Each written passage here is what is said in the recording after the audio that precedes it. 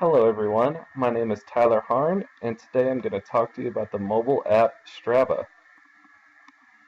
Strava is a mobile exercising app that keeps track of your personal workouts. The app will take track of the distance traveled as well as how far you go in an elevation.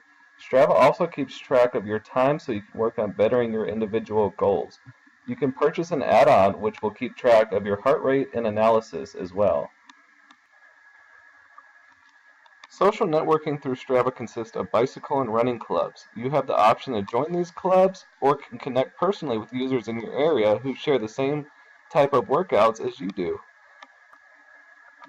The only thing you really need to be cautious about when using the app Strava is you have to enable a location on your mobile phones so people can see where you're at. You actually show up on a map of the city, which is really cool, I thought. And it's nice with meeting people, but you never know who's looking for what, so enabling a location sometimes isn't the best of safety, so just look out for that when using this app. This app is designated for people who want to keep track of their workouts and meet locals who like to ride bicycles and go free running. Some cool things that it also shows is who's running local 5K marathons, half marathons, and also triathlons.